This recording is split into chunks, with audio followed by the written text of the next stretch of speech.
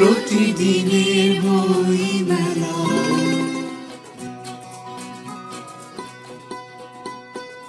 ঋদ্ধি প্রকাশনীর প্রকাশক মাহবুবুল হাসান ফয়সাল কথা বললেন এবারের মেলায় তার প্রকাশনা প্রতিষ্ঠান নিয়ে।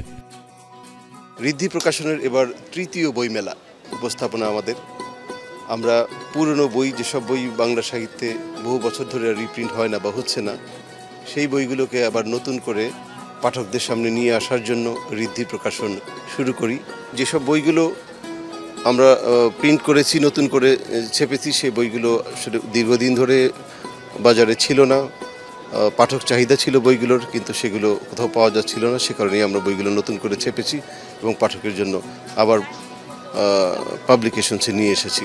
ঋদ্ধি প্রকাশনের এই বইগুলো পাঠকের হাতে যাচ্ছে এবং পাঠকেরা সাড়া দিচ্ছেন। আমাদের এই প্রচেষ্টা চলতে থাকবে। আমরা আরও ভালো ভালো বই নিয়ে আসবো।